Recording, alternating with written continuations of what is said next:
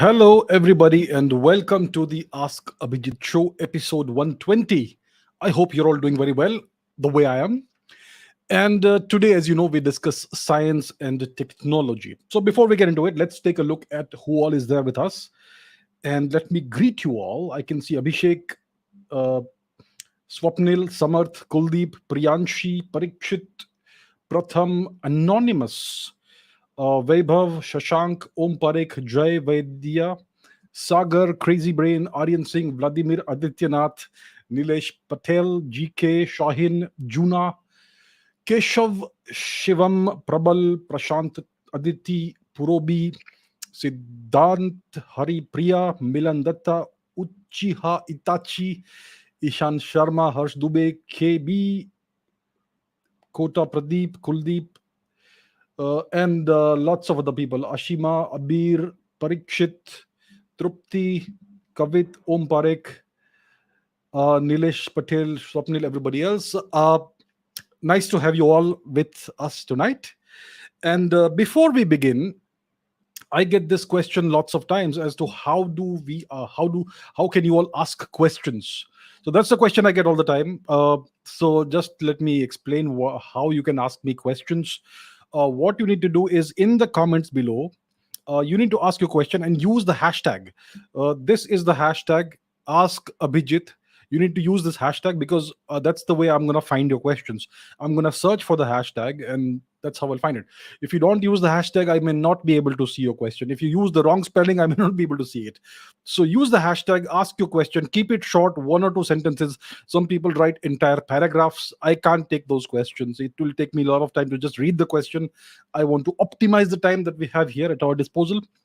So keep your questions short and precise. One sentence, two sentences, maybe three at most. Make it fast, and so that's how you ask questions. All right.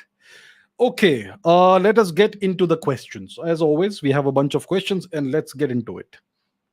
So the first question is by Mr. Swapnil Mishra. There are claims that there is a new ocean forming in Africa because of an earthquake in the Afar region in 2006, which apparently expanded the East African Rift Valley. Should we be calling it a strait or a sea before calling it an ocean? Okay, so apparently there are claims that there's a new ocean forming in Africa, inside Africa, because of an earthquake in the Afar region. The Afar region in Africa is the Ethiopian region, yeah, north, east. Let's take a look at the map. That's the best way to understand what's happening. Do we have a map somewhere? We should have a map. All right. Maps. Okay, let's take a look at the world. So this is the map, and let's go to the Afar region, north, uh, the Horn of Africa.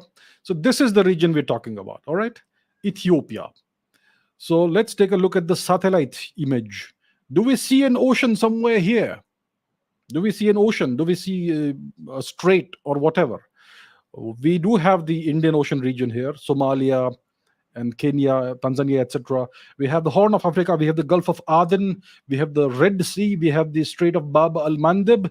Where is the ocean that is apparently there? Where is the new ocean that's forming? Where's the strait? As you can see, there's nothing, right? So as we can see from the evidence that we have at hand, observational evidence, there is no such thing that's happening. There have been earthquakes in this region, yes, but no such thing is happening. There is no new ocean forming. Now, what's the deal with the Rift Valley, the East African Rift? Let's take a look at that. What does that mean? So the Rift Valley, let me put that on the screen. Uh, so what is this Rift Valley? It's something that's apparently quite consequential to human history. So let's take a look at this, the Great Rift Valley. This doesn't give us a lot of information. So let's look here. I need a bigger image. So in this region, we have the Great Rift Valley, the East African Rift Valley, which apparently played a significant role in human evolution. Yeah, so as you can see, this region is the Rift Valley. And what does it actually look like? This is what it looks like. So, and how does a rift valley form? How did this rift valley form? It formed as a result of tectonic activity. Can you see this? So you have tectonic activity which happens because of the magma under the earth's surface. You have tectonic plates that keep moving all the time. It happens over geological time scales, millions of years, tens of millions of years, hundreds of millions of years. And because of that, you have these continental plates that keep moving. Some go under the other, and that's what happens, right? So this is a process that takes millions, tens of millions, hundreds of millions of years, and we can see this happening in slow motion. So even if there's an earthquake, even if there is some such geological uh, phenomenon that happens, it won't happen over a week's time or a month's time or a year's time or a decade's time, even a century's time. It's going to happen over hundreds, tens of millions of years, hundreds of millions of years. So the answer to this question is yes, there are earthquakes in this region. It's a seismically active, reasonably seismically active region. You have these tectonic plates that are pulling away from each other, which is causing the formation of a valley, but that's going to happen over millions of years. So if our descendants are around, let's say 10 million years from now, they may see a whole different geological landscape in this region, in East Africa. Maybe at that time, there could be the beginning of the formation of some kind of uh, ocean or strait or something, like the way the Mediterranean Sea formed a long, long, long time ago, that sort of thing, right? So from the observational evidence, it is extremely clear, completely clear, that there is no such thing. There is no new ocean that's forming there. If somebody makes the claim, you can verify it for yourself. If someone claims that so and so thing is happening, why don't you take a look at the map and see, is it happening? Verify for yourself. As you can see, it's not there. It would happen perhaps, but not anytime soon, right? Not in our lifetimes, not in a million years. Maybe on time scales longer than that, maybe an order of magnitude greater than that. So that's where we are as far as this is concerned. Right. Next question. Swarup Vaidya says, how does photographic memory work? Is it something people are born with, or can someone develop it later? So, what is a photographic memory? It's apparently something it's something that a few people have. It's a rare uh, phenomenon. Some people can memorize things in extraordinarily great detail, as if they have a photograph in front of them. Uh, so I think this is something that is extremely uncommon, if it even does exist. I don't have a photographic memory. I am a very forgetful person. uh, I tend to forget faces, I tend to forget names. uh, no disrespect, I've met lots of people and I next day I will not remember them. If you remember, we used to have this video chat session. I did a few video chat sessions, Ask Abhijit, right? And I would have people coming in, and I had this rule that if you have come once in a video chat, then for the next month you cannot come. And people kept on coming, and I could not remember their faces, because once I'm done, I forget that. So yeah, I clearly don't have a photographic memory, or anything like that. I remember certain things very well, things that I find very interesting. Other things I don't really pay attention. So how does photographic memory work? First of all, some people are good at memorization. Naturally, they have a natural inclination, or aptitude for memorizing certain things. You can't memorize everything. Some people are good at remembering faces. Some people are good at remembering words or text. Some people are good at remembering equations or whatever. And people who have this natural ability, or a naturally good memory, they can be trained further. There are certain organizations that may or may not exist. They're called intelligence agencies. We know of you: CIA, FBI, Mossad, RAW, and so on. So these organizations employ what's known as spies in the espionage business, tradecraft. And they obviously will recruit people who are good at this, who are good at memorizing things. And then there are certain techniques that are taught to these fledgling spies, and which helps them memorize vast amounts of information, and memorize it as long as it is required, and then they can get rid of it from their memory. So some of these people may have photographic memories. Photographic memories are alleged to be prevalent among top class, like 1% of the 1% kind of poker players, gamblers, etc. They are some of them are able to memorize things, and that helps them win whatever game they are playing, poker or whatever. That's what I've heard. So it's something that is alleged to exist. Some people may have it, I'm sure. But and some people may be born with exceptional memories, and you can certainly develop it further. So if you have a good memory, there are memorization techniques that you can learn that would improve your memory. So the more you improve, the more you practice it, the better your memory will become. So it's an acquired skill, and it's also something you're born with, and that's just how it works in most things in life. Okay, Sana Toibi says, how do birds fly? How do they take off so effortlessly, hold themselves in the air, and have a safe landing? Is it magic? How come they don't need fuel? Firing fuel creates a force to launch a plane, like how birds' legs propel itself for a takeoff. Does it mean any flying machines need a fuel? Is it possible to engineer an aircraft, a plane, without any kind of fuel? Okay, how do birds fly? It's a good question. So we know, we all see aircraft, yes, aircraft taking off and landing and flying and all that. So there are two components when it comes to aircraft. There are multiple components, but let's keep it very simple. Let's simplify it, oversimplify it for the sake of understanding. An aircraft has wings that create lift, that generate lift. Let me explain in a moment what lift means. So they have wings that generate lift, and they have a propulsion system. They have jet engines or propellers or whatever. Propellers pull the aircraft forward, and jet engines push the aircraft forward. That's how it works. So they have propulsion, they have wings to generate lift, and they have stabilizers like the tail stabilizer, etc., in aircraft to keep it stable. So that's how aircraft work. So you need lift generation, and you need propulsion, and you need something to stabilize your flight. In the case of aircraft, you have that. In the case of birds, the wings that they have come in different sizes and shapes. Let's take a look at what birds look like. Just a second. When I put birds on the screen, where are we? Here we are. So this is different examples of birds. Some are big, some are small. They come in different sizes and shapes. Some have large wings, some have small wings, and so on. So that's what birds look like. The descendants of the avian dinosaurs. In the case of eagles, they've got large wings. Vultures have got large wings with great wingspan. Sparrows, hummingbirds have short wings, and so on. Right. So in the case of birds, they use their wings for two purposes, not just one purpose. They use their wings for propulsion as well as for lift generation and for stability. So birds have tails. Tails kind of act like stabilizers. They stabilize the flight, and the flapping of the wings is what gives them propulsion. And once they are airborne, they use the wings for lift generation also. So what is lift? Lift is this phenomenon in which the air pressure below the wing surface is higher than the air pressure above the wing surface, which results in an upward force that pushes the bird upwards, or the aircraft upwards. That is a simplified version, a simplified explanation of what lift is. So in aircraft, you have wings. The design of the wings is such that when you push the aircraft forward using propulsion, there's gonna be this lift that is generated. The air pressure on top above the wing will be lower than the air pressure below the wing, which pushes the aircraft upwards.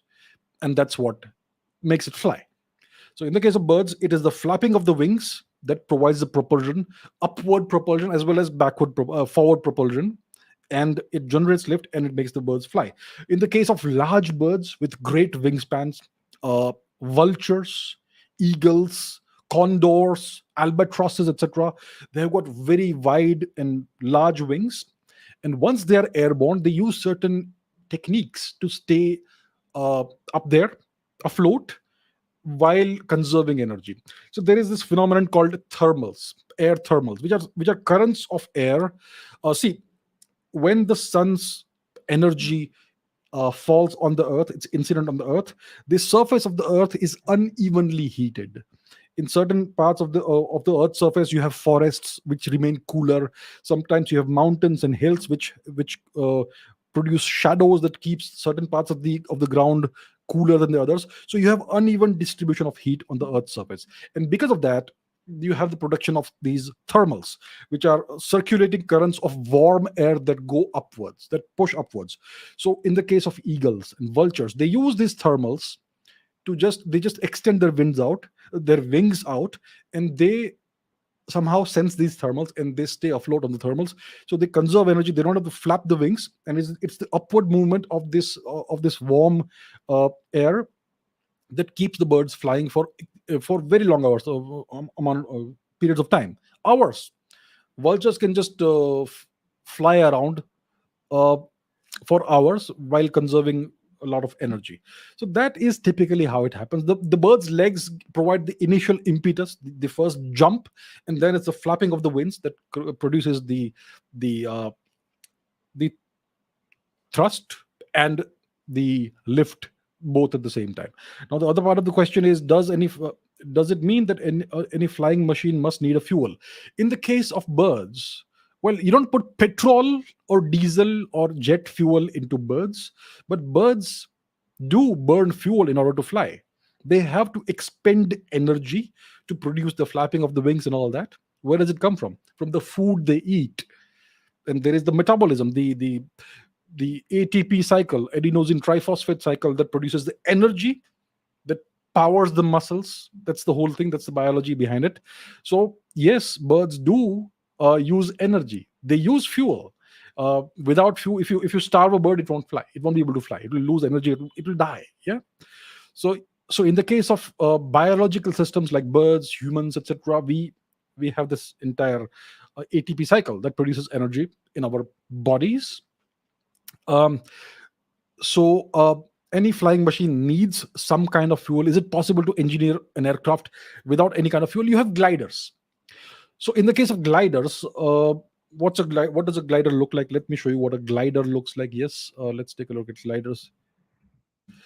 Oh, 1 second. Let me share that once again. These are gliders. These are various kinds of gliders. These aircraft glide. They don't have any motor. They don't take any fuel. So this is a human. This is a person who is gliding on this wing kind of design. This is these are different kinds of gliders, right? So that's what it looks like. So how do these aircraft work? How do they fly? They have to be towed. You have a single wing aircraft or double wing aircraft, double engine aircraft or whatever, that is that pulls this aircraft forward. So you need a cable, and this the glider is attached. It is towed behind an aircraft that has an engine, that has fuel. And once it is airborne, once it reaches a certain altitude, the cable is detached, right? And then the pilot will use thermals, just like vultures and eagles, in order to stay afloat for a long period of time. Eventually they will have to land, and that's how it works. So that's how gliders work.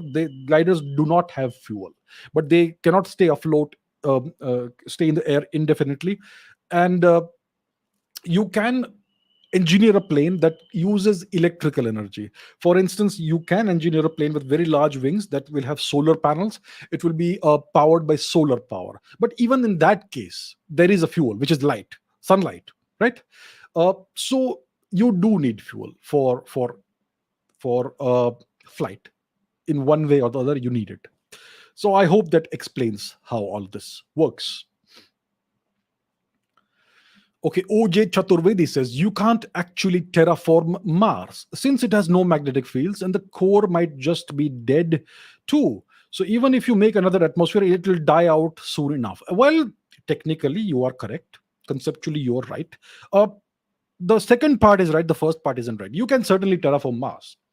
If you have the engineering and technological know-how, you can do it. It is possible. It's not beyond the realms of science to terraform a planet. It would take 1,000 years possibly. Yeah, it's a slow process, a long process. You can't do it overnight in a couple of weeks time. It takes time. It's a process that could take centuries, but it can be done. You can warm the planet. You can have flowing water again. You could make the atmosphere thicker. You could have mirrors that orbit the planet, which ensure that there's more sunlight on that is incident on the surface, that would warm up the planet. Or you could do a whole bunch of other things that could warm the planet, make water flow again, and make the atmosphere thicker. There's a lot of stuff you can do, right? There are lots of different techniques. There's a whole bouquet of techniques, the whole toolkit of techniques that you could use to possibly re-engineer the atmosphere of Mars and terraform it and make it more Earth-like or completely Earth-like. That could happen. Now, the second part of the so you can actually do it. It is possible, yes. There are problems. First of all, Mars doesn't have a strong magnetic field. It's got a very weak magnetic field. So there's always the problem of cosmic rays, of solar radiation, that will, even if you make the atmosphere thicker, it will eventually strip away the atmosphere once again. So Mars had a Earth-like atmosphere. It was an Earth-like planet about 4 or so billion years before today. And over a period of about 2 or 300 million years, the atmosphere was stripped away because the magnetic field disappeared. The core of the planet cooled down. It's a much smaller planet compared to the Earth. So the core of the planet solidified. There was no more uh, circulation of liquid metal inside, which killed off the magnetic field. Once the magnetic field died, the solar wind was able to impact the atmosphere directly, which ionized it and stripped away the atoms. And over a period of 2 or 300 million years, the atmosphere dissipated away. The planet became a dry, barren wasteland. Right. So that's why it's like this today. Once upon a time, there was flowing water, oceans, and who knows what else over there. So let's say we do the same thing again. You make it a warm planet again. You thicken the atmosphere over a period of, let's say, 1,000 years. So let's say today is 2022. Maybe in 3022 AD, we could have a fully terraformed planet with a thick Earth-like atmosphere, flowing water, vegetation, and all that. Let's say we do it. It still doesn't have a magnetic field. Absolutely right. So once again, the same process will get to work. The solar wind, cosmic rays, etc., will bombard the planet, right? There is no magnetic field to shield this thing, the atmosphere. So the solar wind will start stripping away the atmosphere. It will again die out. The atmosphere will again be stripped away, but not soon enough, like it says here. It won't be soon enough. It will take another 200-300 million years for that to happen. How long has the human species been around? How long has Homo sapiens been around? 250,000 years? 300,000 years? A quarter of a million years? We're talking about 100, 200, 300 million years. So as far as we are concerned, that is way far away in the future if the planet again becomes barren. For our intents and purposes, it's going to be Earth like forever, for longer than the human species has existed. That is good enough for us. That is absolutely good enough for us. And that's why people want to terraform Mars. There is talk of it. We still don't have the engineering, we still don't have the means to do it. The science is very clear. It can be done. But we need to become technologically more advanced in order to be able to do that. First of all, we have to reach there. So that's how it is. Yes, eventually the atmosphere will again be stripped away over a period of 100+ million years, which is essentially forever for us. And that's why it makes sense to do it if we can. All right. Hope this explains the scenario. Shaheen Wahman Zadegan says, what is a dormant black hole? Recently, a team of astronomers have found the first ever dormant black hole. It's located in the Large Magellanic Cloud, a satellite galaxy of the Milky Way. See, a black hole is a black hole. It may be active, it may be dormant. That is all okay, but black holes are black holes. Black holes are it's actually quite simple what a black hole is. It's a region of space that apparently contains a singularity, a region of infinite curvature of space-time and infinite density, and that is shielded from our eyes by an event horizon. Right, so we can't actually see it. We can't ever see a naked singularity. It's always shielded by an event horizon. So that's what a black hole is. It absorbs, I mean, it gives off almost no light at all. A little bit, yes, Hawking radiation and so on. That's what a black hole is. Now, what's the difference between an active black hole and a dormant black hole?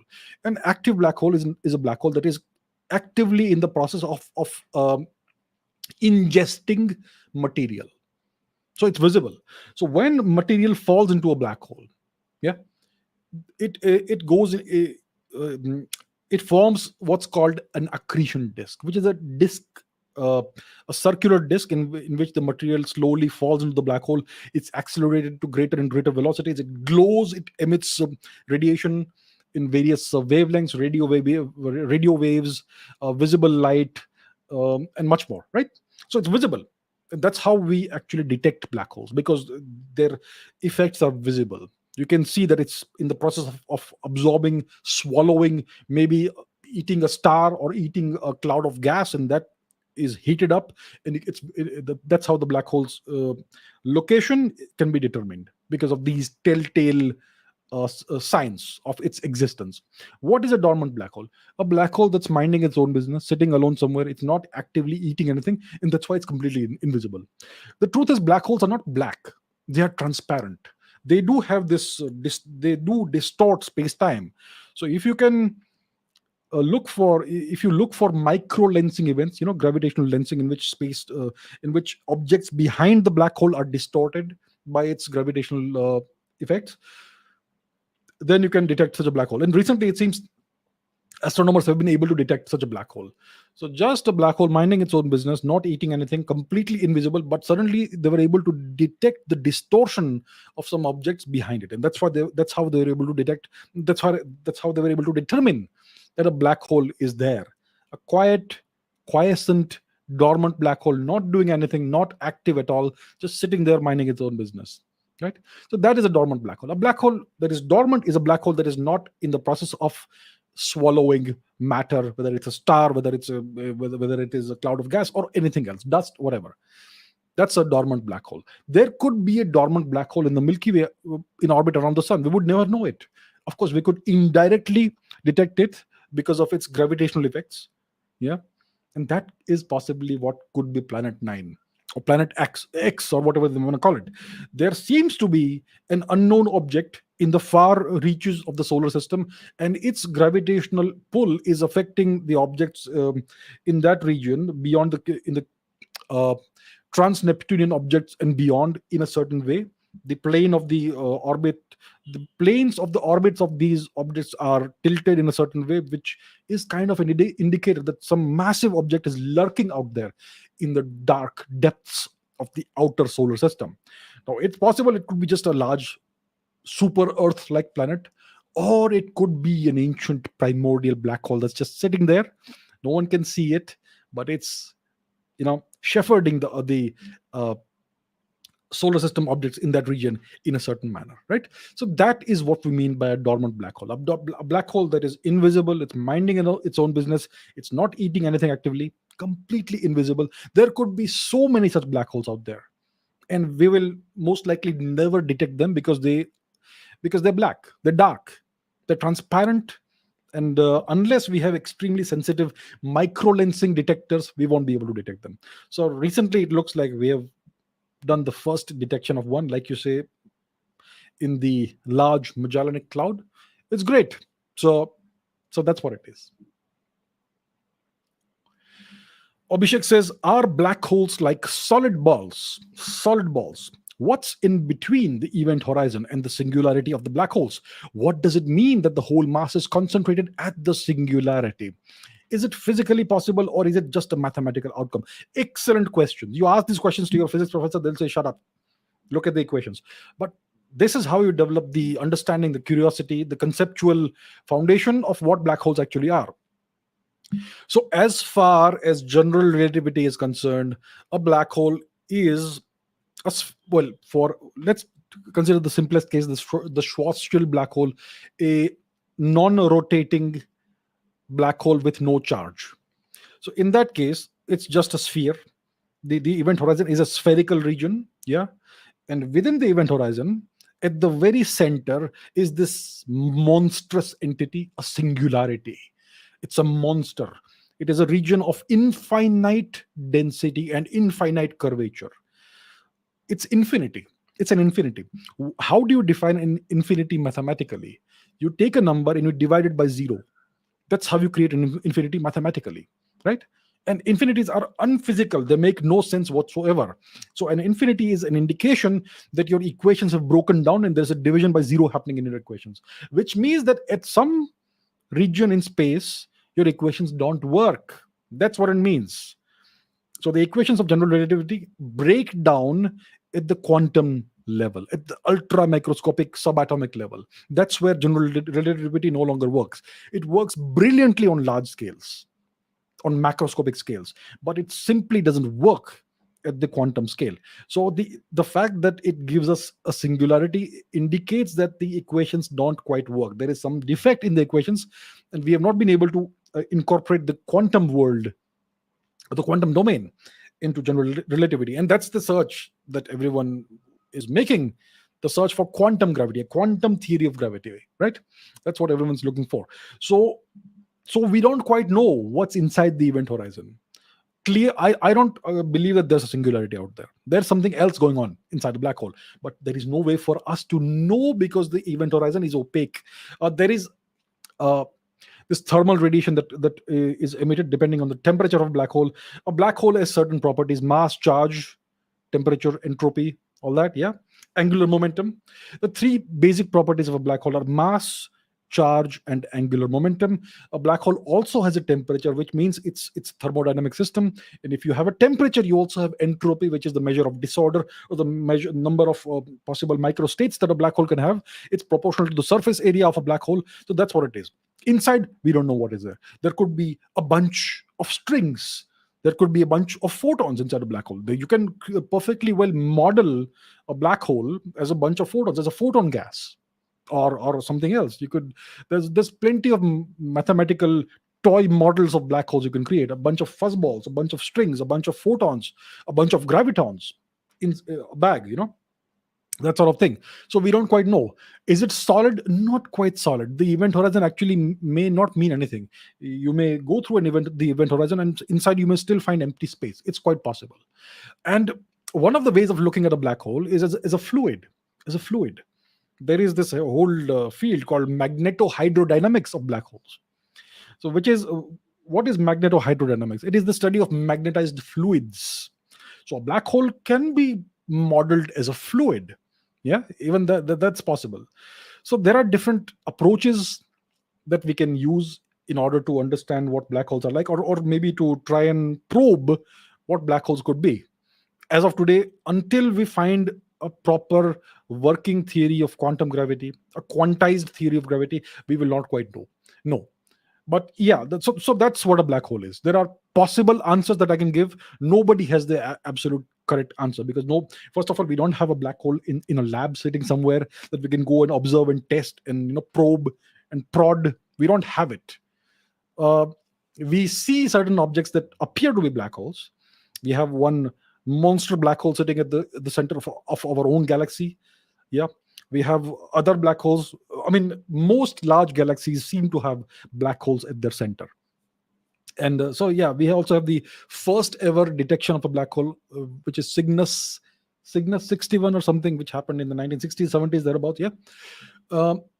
So that's the thing. We don't have black holes to play with. We don't have black holes in a lab that we could test, and that's why we are unable to actually test it experimentally. So that, in short, is what I can offer you. And research is in progress, and hopefully someday we will make a breakthrough. Hopefully in this century, the 21st century, I hope, is the century of gravitation, when we actually figure out what gravity actually is. So far, we have made zero progress in the past 22 years of the 21st century. How long has it been? 21 years, thereabouts. Yeah. So yeah, that's the answer. Okay, Soham says, what are fields, magnetic fields, gravitational fields, etc.? Are they just some quantum particles that flow?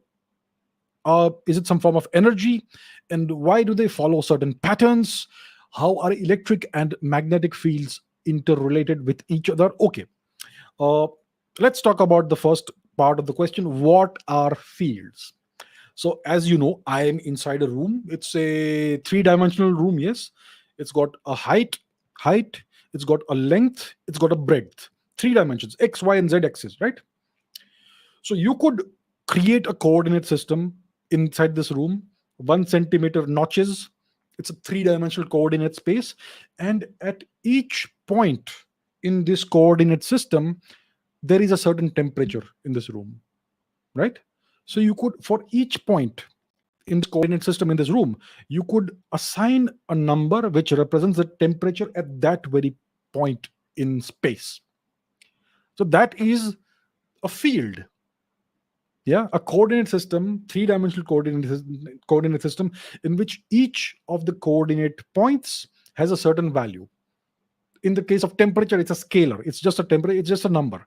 It's a magnitude which represents the temperature in Celsius or whatever you want, or Kelvin. Yeah. So that is the temperature field in this room. It's a changing field. It changes with time. Let's say we want to talk about atmospheric pressure. So once again, at each point in this coordinate system in this room, there is a certain atmospheric pressure which changes. It may not be the same over here compared to here or up here or down there, right? It changes. So that is the field of atmospheric pressure. Now, so these are just numbers, only magnitudes. Now, so that's a scalar field. A scalar field is a field which has numbers, only magnitudes and nothing else. These magnitudes may represent physical quantities like temperature, pressure, whatever, right? In the same room that I am in, at every point in this three-dimensional space, the atmosphere, the air over here, has a certain velocity in meters per second. Let's say over here, the air is going in that direction at 1 meter per second. Over here, the air is going in this direction at 1.3 meters per second. So at every point inside this room, the air has a certain velocity, not just the speed in meters per second, but also a direction. So this is a vector field because it has magnitude and direction, right? And then you have tensor fields, which I will not go into. They have spinor fields and so on. So that is what a field is. It's essentially just a coordinate system in which each coordinate has a certain quantity. It could be a scalar quantity, just a number, or a vector quantity, or a tensor quantity, and so on. So you have magnetic fields, gravitational fields, and all that. And in quantum field theory, you have, well, each of the fundamental particles has its own field which permeates all of space time. It's an infinite field if the universe is infinite. So there's a proton field. I have protons in my body, in my shirt, in this instrument over here, and these protons are part of a proton field that permeates the entire universe. The protons have quarks. There is a quark field. There are different kinds of quarks, and each of these different kinds of quarks has its own field. Now, in the case of QFT, quantum field theory, the universe is made of fields, and the actual universe that we experience is an illusion. Everything is just fields, and particles like protons or neutrons or electrons or whatever, all these particles, fundamental particles, are excitations, local excitations in fields. So if there's a proton here, it means that there is a spike in the field. It's a local excitation of the infinite proton field, and so on. So that is QFT, quantum field theory, and there's a whole lot behind that. So that, in brief, is what fields are. So I am inside this field. This room is a field. There's an atmospheric pressure field, temperature field, air velocity field, and that is not just in this room, it's everywhere on the planet, and so on. And now the other question is, so that is what fields are, right? There are different kinds of fields. In QFT, there are at least 17 fields. There are 17 fields. There's also a gravitational field, which is not part of the standard model, and so on. Now, how are the electric and magnetic fields interrelated with each other?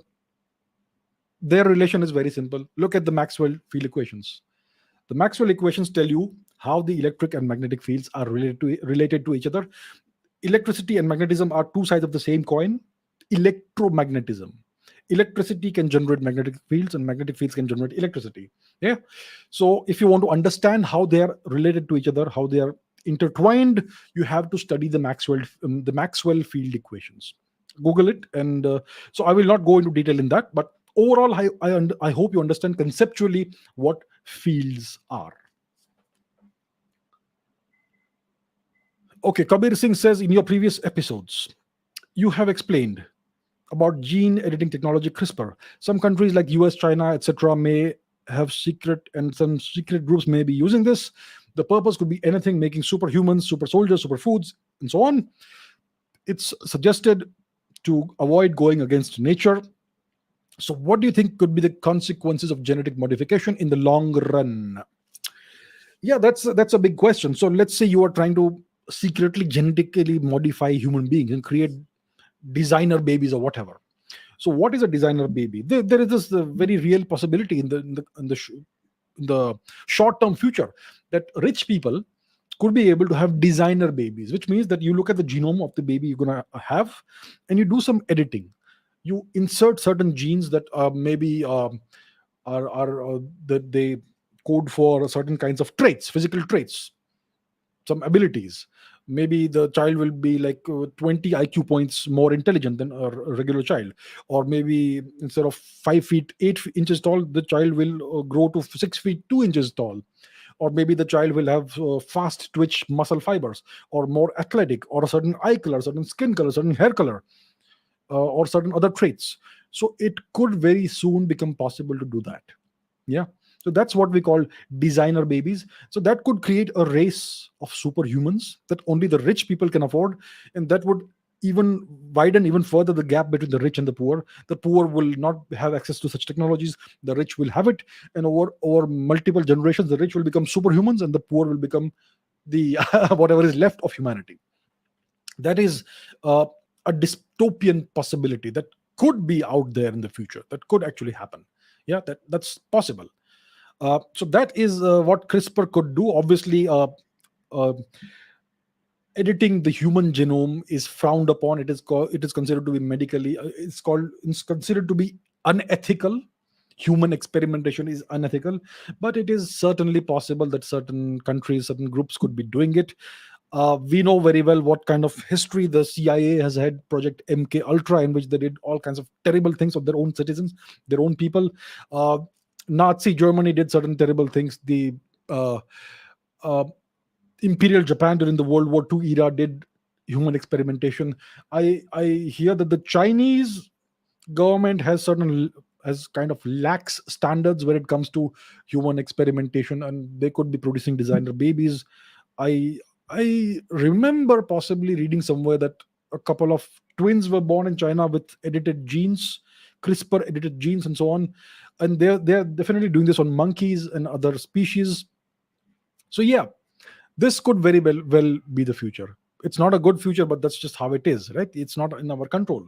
If you have the technology, if you have the know-how, if you have the money, then you could get it done, you could have such things done. So what are the consequences of doing this? Well, the consequences, we may not quite know what they are. The human genome is immense. I think it has more than 3 billion base pairs, if I remember correctly. It's very complex, and we understand less than 5% of the genome. Yeah. Only 3 to 5% of the genome seems to code for proteins and seems to make sense. The rest of the genome, almost 95% of the genome, all this genetic information, we don't understand what it is. It seems to do nothing. And yet, it can't be the case that it does nothing. Nature is parsimonious. Evolution evolution is such that it doesn't you will not have genes that are not useful. The evolutionary process over millions of years gets rid of whatever is not needed, whatever is not useful. Yeah. So if the human genome has evolved such that it contains so many genes, so many base pairs and all that, then I am sure that these base pairs, these genes, have some purpose. Maybe it's a purpose we don't quite understand yet, but they will have some purpose. And we don't know what is the effect, what are the consequences of editing a certain part of the genome. Does it have long term downstream consequences on other parts of the genome? Does editing a certain portion of the genome eventually end up affecting other parts of the genome and having consequences we don't understand? It's quite possible. It is quite possible. There are all these scientists who say that it's great to have GMOs, genetically modified organisms. Well, we don't know the consequences of what the downstream consequences, 10 generations down the line, 20 generations down the line, and how is it going to affect the environment, the ecosystem? Because no species, no organism exists in a vacuum, in isolation. The entire ecosystem of the world, of the planet, is interrelated. Yeah, it's dependent on all these different species, and if something changes, it's going to have consequences on other species and other parts of the ecosystem as well. So I think it's very dangerous to start thinking that we can play God. It could have massive, massively dangerous downstream consequences. 10, 20, 30, 50 generations down the line, that's when the effects could start becoming visible. And by that time, it could be impossible to reverse that, because that's spread to so many uh, individuals, right? By that time. So I think it could be something that's very dangerous. It could end up causing all kinds of defects in the species. So one has to be very careful. And I think there's a good reason why human experimentation is considered to be unethical, and it is like essentially prohibited or and banned in most civilized nations. So yeah, that's what it is.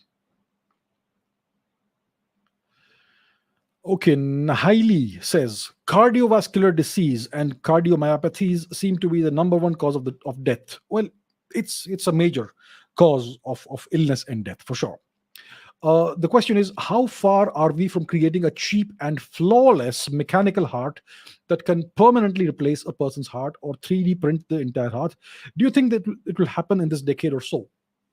Well, that's been the so-called holy grail of one of the holy grails of medicine, to create an artificial heart that can permanently replace a deceased human heart. So we have all these lifestyle diseases. You have congestive heart failure, you have cardiovascular illnesses, cardiomyopathies, and all caused by who knows what. Yeah, we'll not go there. So we have these problems, right? uh, Hearts that don't work well, the hearts that are failing, and typically you would need a heart transplant, a full organ transplant. And hearts organs are extremely scarce. I mean, for somebody to donate their heart, they would have to die, right? So typically that's done in individuals who are either in a vegetative state, brain dead, completely brain dead, proven, or someone who has met with an accident but the organs are intact, and if you can harvest them quickly, and if the family allows that to happen, then you may have an organ. So for transplant, so that's why there is a massive scarcity of available organs, and there's a huge waiting list. Yeah. um, so that's why it makes sense to try and develop alternatives to human organ transplants. So one of the alternatives that people are exploring is a xenotransplantation. That's something I've spoken about a few episodes back. Recently, this year itself, 2022, in January, I believe, a genetically modified pig heart was transplanted into a human being, into a man, and that person stayed alive, was able to live for a few months.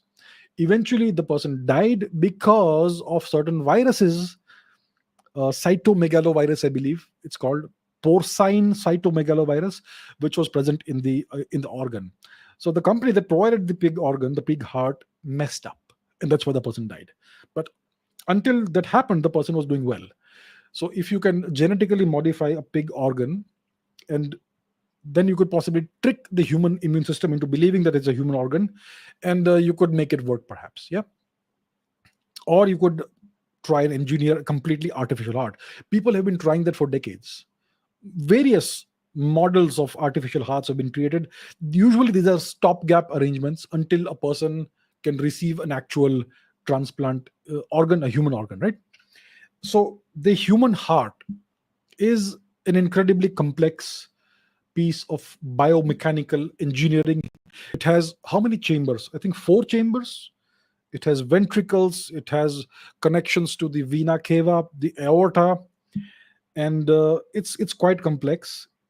And it's something that is supposed to stay with you for a century. Yeah, if you can live a century.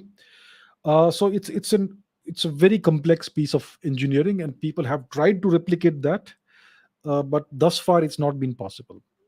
And I remember in the 1980s, 1990s, when I was a kid, people had tried creating these plastic hearts with motors inside that would help the blood flow and all that. So, one of the problems is how to power an artificial heart. An artificial heart needs to replicate the functioning, the beating, or the pumping functionality of the human heart. So, for that to happen, it has to be powered. You need some kind of engine, some kind of motor. You need some power source. You could have a heart with a battery inserted in it, or that's part of it, a battery pack. But then a battery can only last so long. You would either need to recharge that battery or need to replace it. Now, when you open up a person's chest, crack the sternum open, open up the chest, remove the heart, put something else in its place, it's an incredibly traumatic event. Yeah, the person will be sedated, anesthetized, and the person will feel no pain or whatever, will not be conscious, but it is incredibly traumatic for the body. You know, opening the up the chest, the thoracic cavity, and cracking the sternum and messing around with the organs. So it's not something you can do every 6 months. It's not something you can do every 2 years.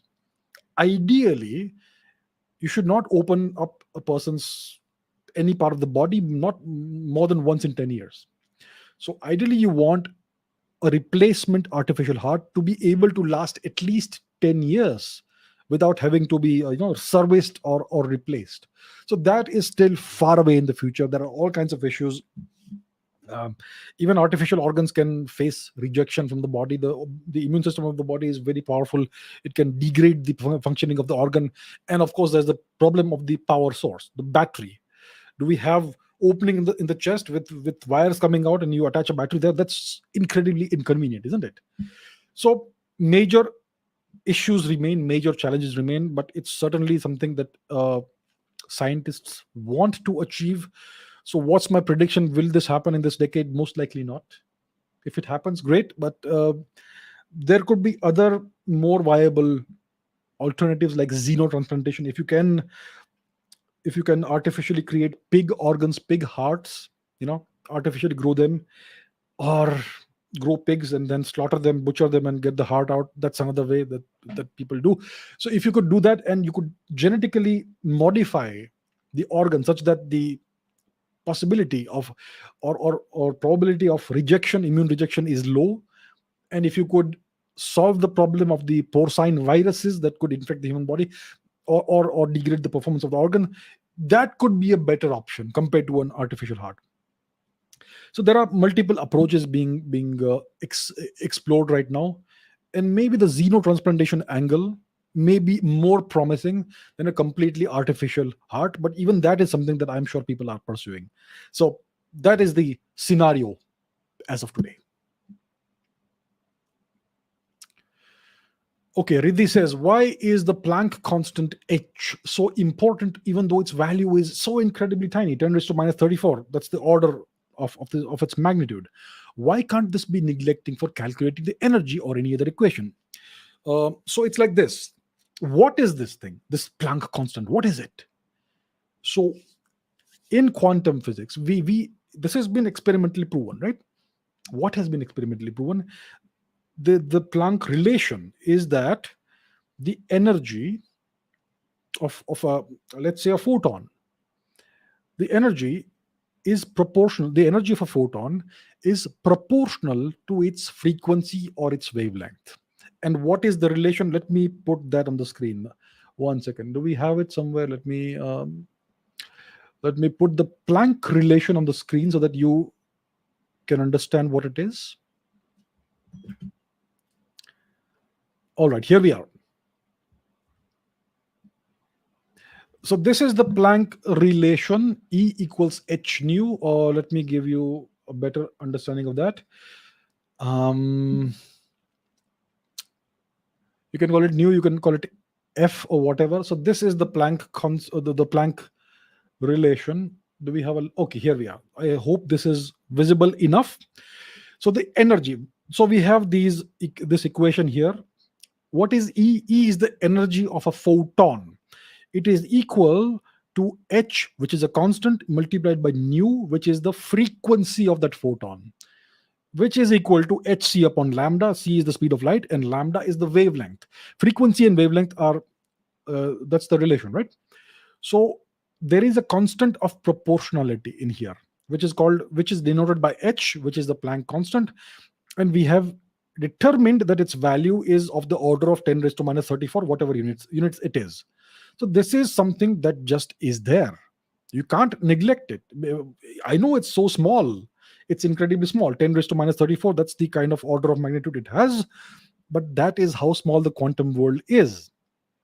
And to make sense of the quantum world, we need this. This is one of the most fundamental and integral parts of quantum mechanics. Without this, quantum mechanics simply doesn't work. And it's not that something some scientists have decided that we're going to make it like this. No, this is what nature tells us. This is experimentally proven again and again and again. So there is a constant of proportionality, which we call the Planck constant. You can call it whatever you want, but its value is of the order of 10 raised to minus 34. Whatever units it is, you can look it up, right? So that is why it is so fundamentally important, because this is how this is the relation between the energy of a photon and its wavelength and its frequency. So that is the fundamental importance of the Planck constant in quantum mechanics, in quantum physics, and you simply can't neglect it. Without this relation, you can't calculate the energy of the photon. That's the relationship between the energy and the wavelength.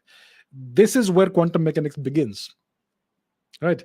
It's Max Planck who discovered this, so to say, at the end of the 19th century, I believe, or the very beginning of the 20th century.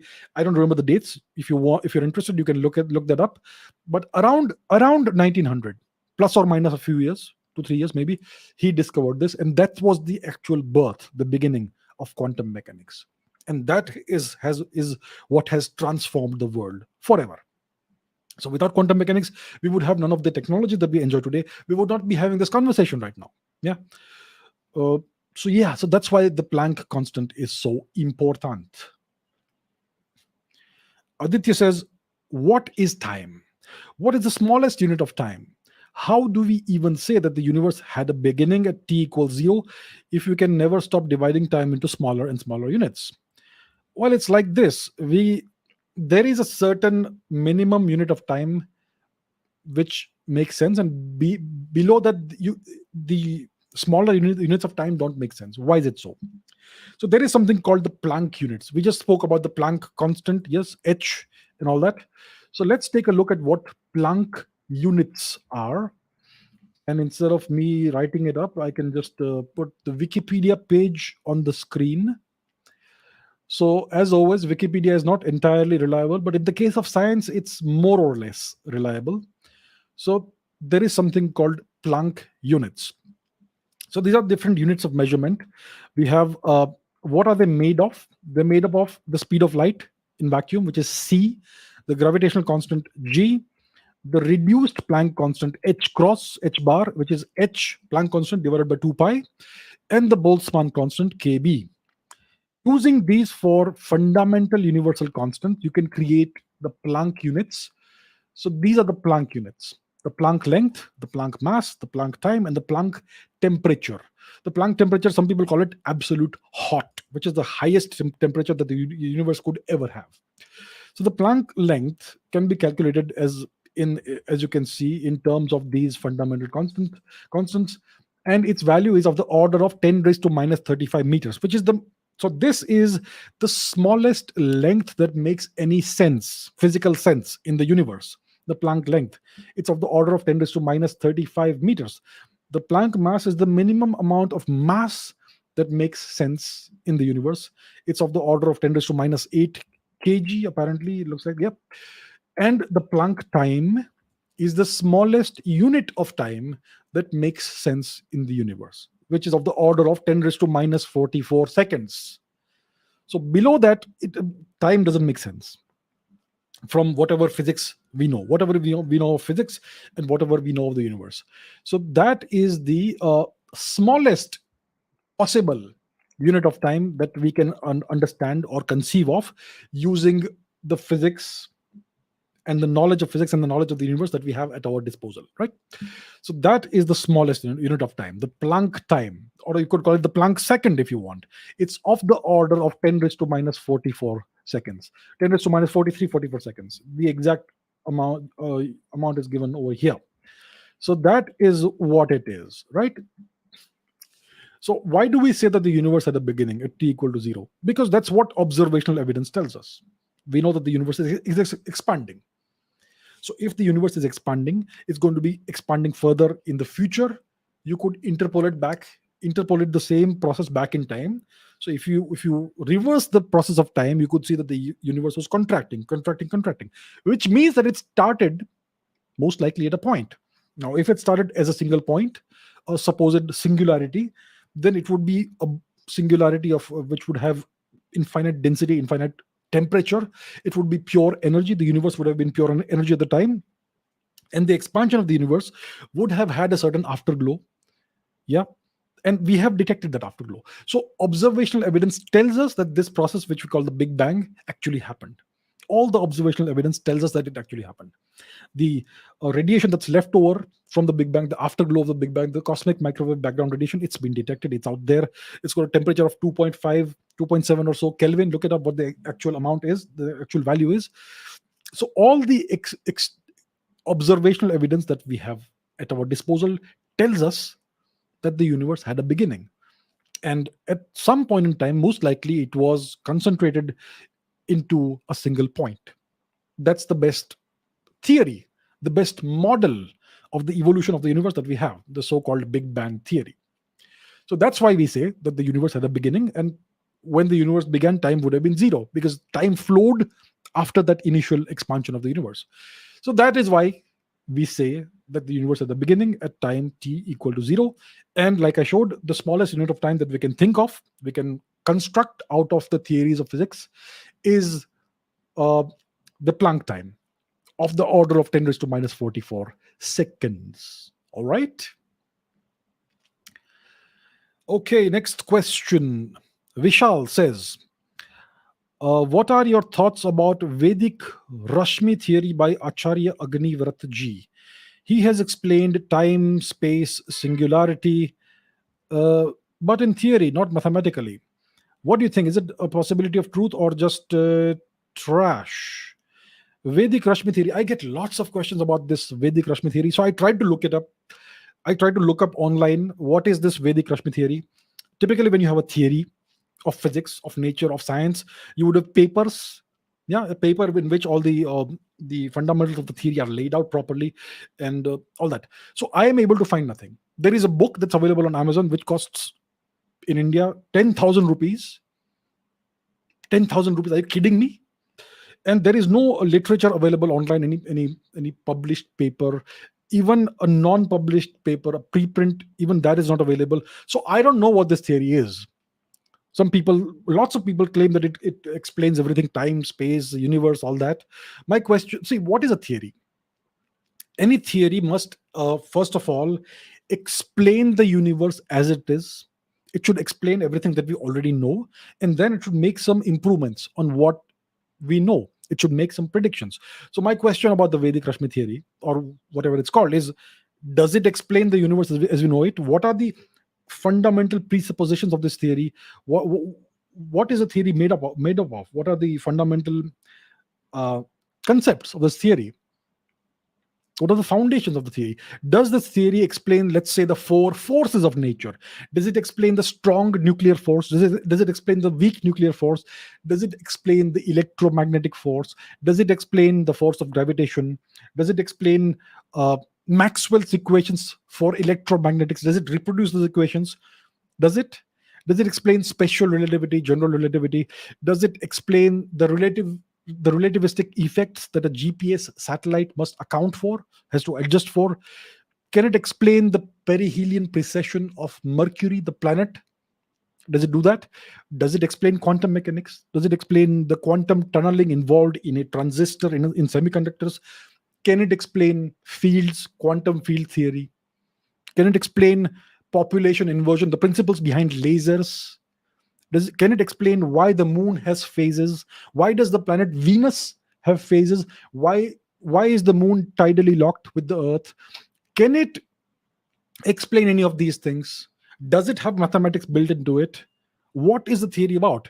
Is there any other specific result that it explains? Any testable result that it explains? Does it explain various kinds of observational evidence that we have, observational empirical evidence? Does it predict anything new?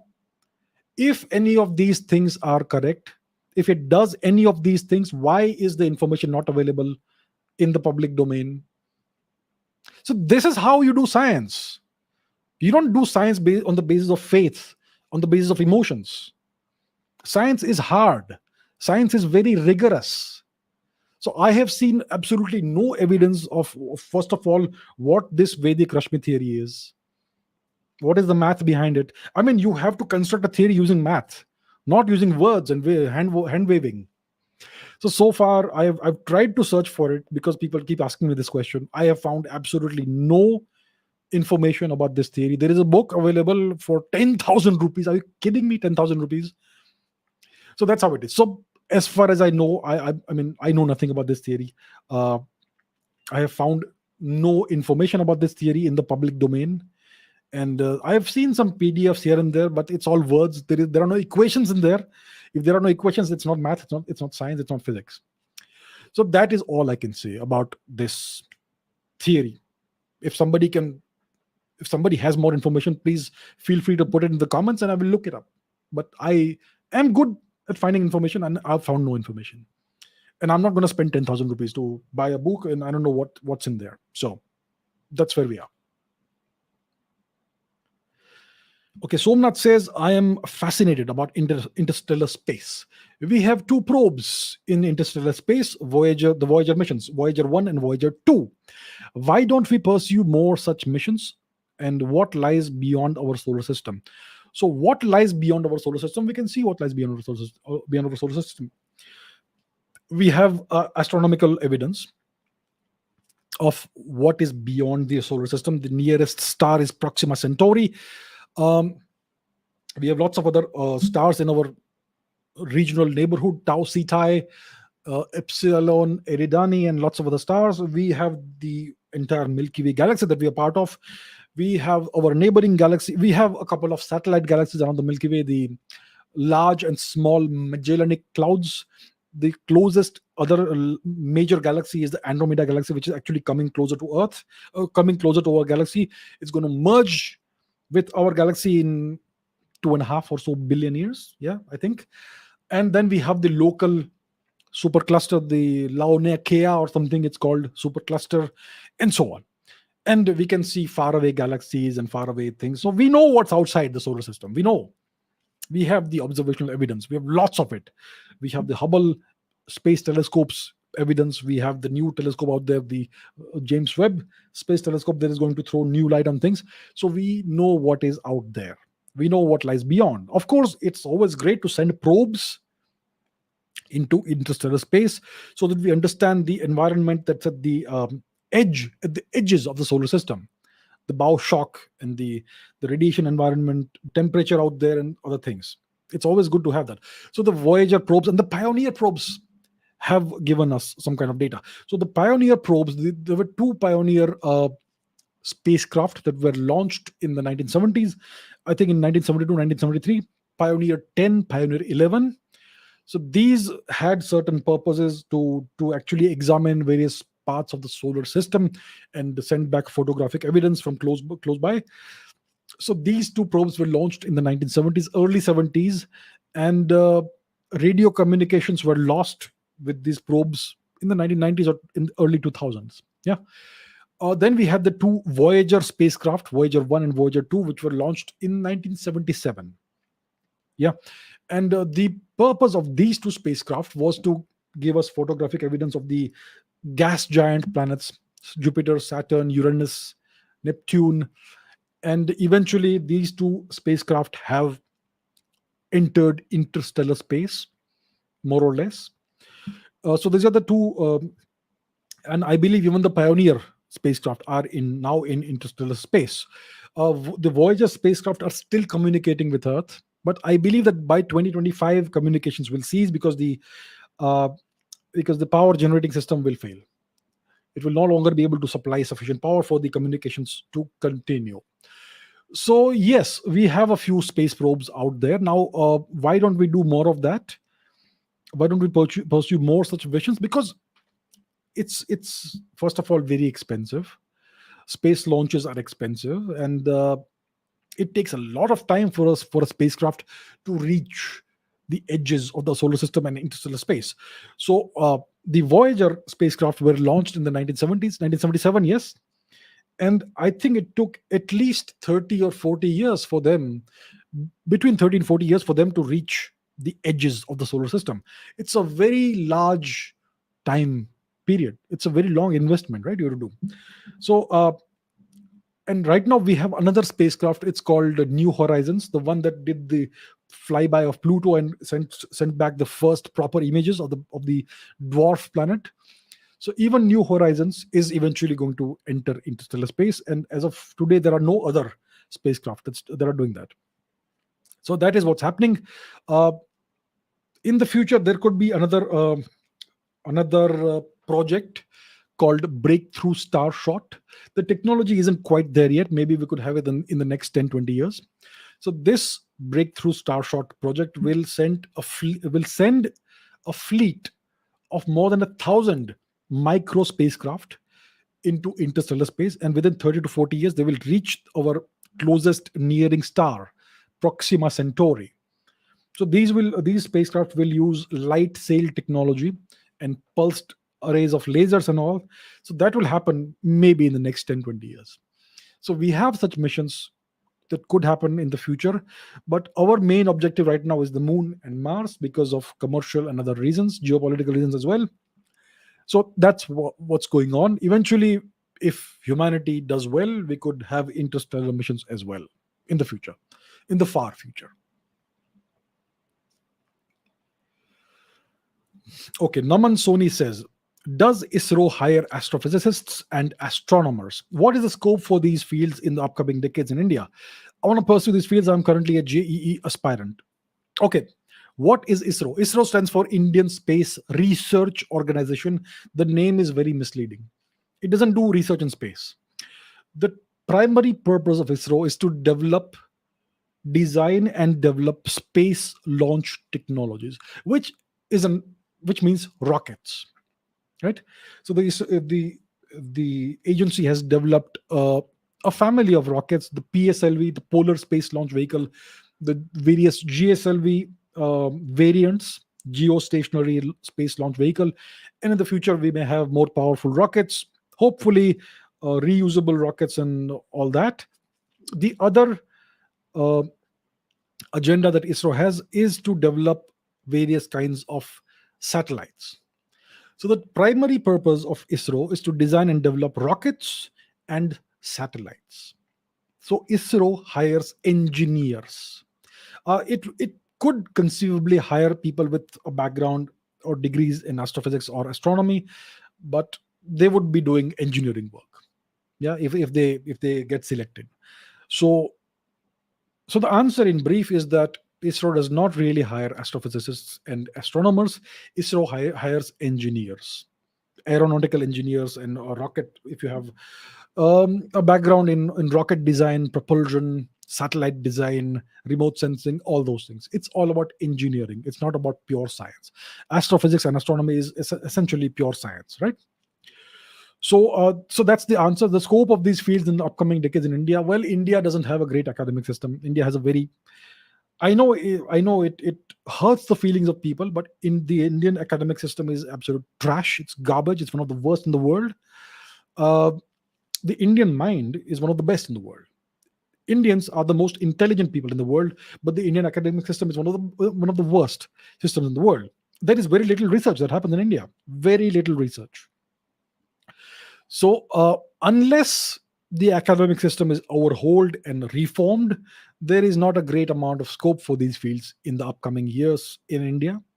I'm still optimistic that in the next 5-10 years there will be reforms in the academic system, uh, especially in science. It will all be research based, but as of today, it's not the case. Your professors and all, they don't do any research. If they do research, it's just nominal research. It's not any real research. Maybe 1% or 2% of the academicians, professors, etc., would be world class. The others are just out there for the job. That's all they do. So if you want to be a world class astrophysicist or astronomer, you will have to leave this country, at least for some time. That's just the sad reality of the way it is in India.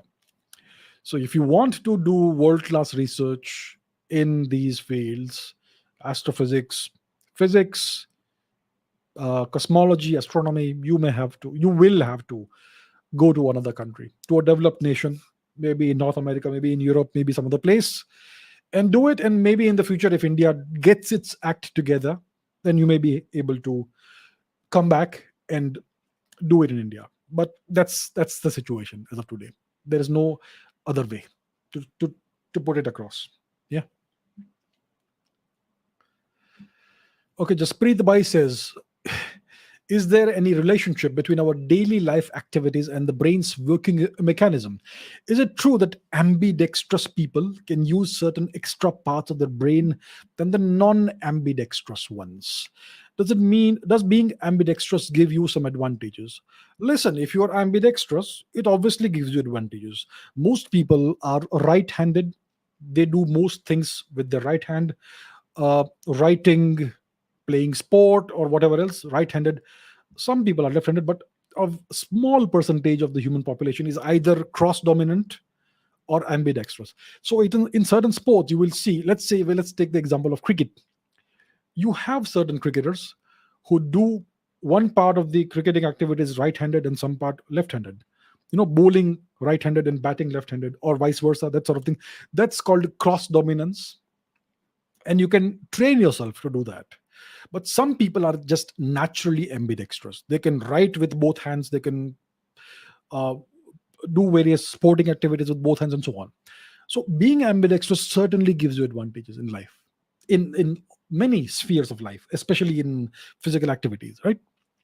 And typically the brain is cross-wired, which means if you are a right-handed person, the right part of your body, the right half of your body, is controlled by the left brain, and in the left part of the body, the left half of the body is controlled by the right brain. So that's typically how it is. So if you are right-handed, it's the left part of the brain that's controlling the right hand. Typically that's how it is, cross-wiring. So if you train yourself to become proficient with both hands, it's possible you can do it. uh, Often some people who unfortunately lose their right hand or arm, they have no option but to learn how to write left-handed, and they're able to do it. So it's certainly possible to train yourself to become more ambidextrous. That would mean that your right, or yeah, your right brain develops more. The more you practice something, the more you train yourself to do something, you will see changes in the physical parts of the brain that are related to doing that particular activity. For instance, there is a very famous neurological effect. It's called the Sanskrit effect. uh, Various studies were done on Sanskrit scholars, Sanskrit pandits, who would memorize massive amounts of Sanskrit literature, Sanskrit mantras, texts, Vedic texts, all that. And they would memorize these verses very precisely. Even the pronunciation has to be spot on. So, in the past, you would have these scholars, Vedic scholars, who would memorize the entire Vedas and all that. And it's been observed that people who do this, Sanskrit scholars, certain portions of their brains are developed much more than the brains of ordinary people. We're not sure if it is something to do with the language, the specific language, or if you would have the same effect by memorizing something else in some other language. But this is called the Sanskrit effect. You speak Sanskrit, you memorize Sanskrit, your brain develops in a certain way, and it seems thus far, so far, with the evidence that we have, that it seems to be specific to Sanskrit only. So we don't know why it is so. But what I'm trying to say by giving this example is that by training yourself to do certain activities, you're going to affect the way your brain grows, and you can grow certain parts of the brain more than an average person. So there is certainly some kind of relationship between our daily activities and the brain's mechanism, for sure, right? Okay, Sri Kriti says, two questions. Scary dream, all right. Firstly, how are dreams generated? In dreams, how is it possible to see and interact with people I've never met before? Spiritually, I got an answer, but we don't want to know the science behind it. Well, I'm glad you got a spiritual answer because, well, okay. Number two, where is the mind located in our body? Most of the time, people use, I don't mind, my mind is disturbed, and so on. that sort of language. So what is the mind? So where is the mind located in the body? uh, as far as we know, the mind is located in the brain. We know that people who suffer brain damage, they are mentally impaired. We know that the mind doesn't work the way it should. Or people who suffer catastrophic brain damage, they, if they don't die, they go into a vegetative state in which the mind absent. It's just a physical body, but there's no consciousness left. So it is pretty clear that the seat of consciousness, the seat of the mind, is in the brain, in the head. And that's our perspective, right? Because we see everything from here, up here. We don't identify ourselves with our hands or legs or whatever. This is what we identify with ourselves with the most. So as far as we know, the mind is located in the head, in the brain. That seems to be the physical seat of this thing called the mind, right? The other question is, how are dreams generated? Well, we don't know. You see, there's so much science doesn't know. And I see people saying that, Abhijit, you say all the time, I don't know, we don't know. Well, that is the truth. I'm not going to lie to you. I don't know things. No one knows these things. How are dreams generated? We don't quite know how they are generated.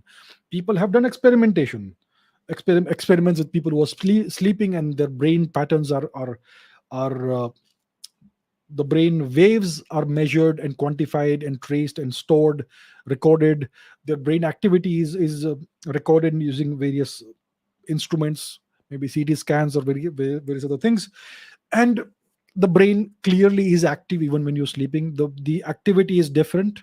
The waves that are generated are of different kinds. So so it seems that one of the explanations could be that when you sleep, all the memories that you have created during the daytime, they are reorganized, and they are physically stored in various different parts of the brain. And that could be the reason why we need sleep. So all human beings need, I believe, on average around 8 hours of sleep. And sleep is very important. People who are sleep deprived, they don't function properly cognitively. Their thinking is muddled, their reactions are bad. So sleep is very important. And it's known that if you don't sleep for a certain number of days, maybe 8, 9, 10 days, you may even die. You will die if you don't sleep that long. So sleep is integral to your good health. And a lack of sleep over an extended period of time is actually fatal. So what happens during sleep? We know that dreams happen when we sleep. And sometimes we remember some parts of these dreams. Most of these dreams we forget. And why do we forget that? That's also a good question. So we don't quite have the answers, but one of the possible explanations is that when we are awake, we experience things, we experience life. All of that information data is stored in the brain in the form of memories. And when we sleep, the memories are reorganized, and maybe certain connections which are strong enough are kept, and certain connections are kind of slowly discarded. And this entire process happens when you sleep, and there is this cerebrospinal fluid that kind of cleanses the brain and prevents the formation of amyloid plaques and all that, which could eventually give rise to dementia and Alzheimer's disease and things like that. So that's why sleep is important, but we don't quite have the exact answers as to what is the cause of dreams. Why are they generated? Why do we meet people whom we have never met in real life? Why do we experience certain events in dreams? Why do certain dreams occur over and over again? In some cases, some people have the same dream over and over again. Again, what does it mean? Why is it that way? We don't have the answers. Neuroscience is very imperfect.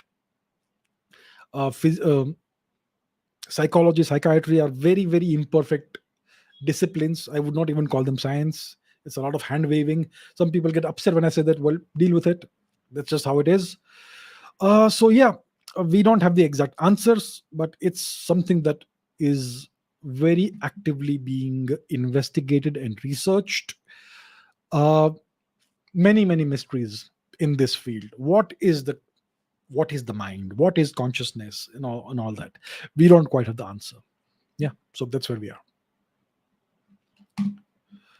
Okay, next question. Swapnil says many people think that hydrogen can be the best form of alternative energy. Okay, so the question is, where did hydrogen come from? How abundant is it? And how did hydrogen and helium give rise to so many new elements? Aren't all the elements after hydrogen and helium essentially just new compounds? Okay. Uh, so, where does hydrogen come from? Hydrogen is the simplest element, one proton with an electron around it. That's all it is. The nucleus is just a single proton, and there is one electron that orbits the nucleus in shells, right? So that is the simplest element in the world. It is also the most abundant element in the world. How abundant is it? I think hydrogen, if you look at the entire universe, hydrogen most likely constitutes around 75%, three-fourths of all normal or visible matter. So all the normal or visible matter is about 4% of the mass energy composition of the universe. All the stars, all the galaxies, everything we see in the night sky, all the light, that is the visible matter. Of all of that, about 75% is hydrogen, right? So that is how abundant it is. Uh, Helium is the second most abundant element in the world. Helium has an atomic number of 2. It has 2 protons in the nucleus. And I believe helium constitutes about between 20 and 23, 24% of all visible or normal matter, right? All baryonic matter. So hydrogen and helium are the two most abundant elements in the world. Uh, how? What are the other questions? How did hydrogen and helium give rise to so many new elements? Because of nuclear fusion in stars. So look at the sun. The sun is about 73, 74% hydrogen and about 24, 25% helium, and the rest is just trace amounts of heavier elements like oxygen, carbon, and so on. So the sun is a massive, massive fusion reactor. It is fusing hydrogen into helium. Later on, helium will be fused into heavier elements when when the sun runs out of hydrogen. Uh, Oxygen, carbon, nitrogen, and so on and so forth, neon, etc. And in more massive stars, the process goes on and heavier elements are formed. So it is all because of the fusion reaction, which is because of the massive gravitational crushing force of this enormous amount of nuclear fuel. So all of these elements are created by nuclear fusion reactions. Carbon, silicon, iron. Iron is what eventually causes the death of a star in a variety of ways. Mm, So that's how it happens. So all the elements that we experience in our daily lives, everything that's in here, everything in our bodies, everything on our planet, it all came out of fusion reactor reactions at the cores, at the heart of stars. We are actually made out of star material. The blood in my body contains hemoglobin, which contains iron. Iron is produced at the end stage of a fusion reaction, just before a star goes supernova. Yeah, the fusion reaction that produces iron consumes more energy than it gives off, and that's what causes the eventual core collapse supernova. In Well, that's one of the ways in which a supernova can occur. So all of these elements are the products of fusion reactions in the hearts of stars. So the solar system was born out of a nebula, a big massive dust gas cloud, which was generated from the death of a star. So the sun is the reincarnation of an older star, and that older star was most likely the reincarnation of an even older star. So the sun is most likely a third or fourth generation star. And all this material that we have on the planet and in our solar system was created inside ancient stars that no longer exist, that died a long time ago. So that is the story in brief of how all of these elements were created. Next question. Karan says, what's a cataclysmic variable star? Yeah, that's an interesting question. A cataclysmic variable star is a binary system with two stars. So in a cataclysmic variable star, you have a regular large star and its partner in the gravitational dance is a white dwarf star. So what's a white dwarf? A white dwarf is a star that has essentially died. The sun is going to eventually become a white dwarf when it loses its outer layers, and at the end process, at the end stage, all that's left in the core of the sun is this massive ball of incredibly hot carbon, crystalline carbon. So white dwarfs are essentially spherical diamonds, massive diamonds that are incredibly hot, right? So that's what a white dwarf is. So in a cataclysmic variable star, you have two objects. One, let me put it on the screen in case we have a representation of that. Just give me a second.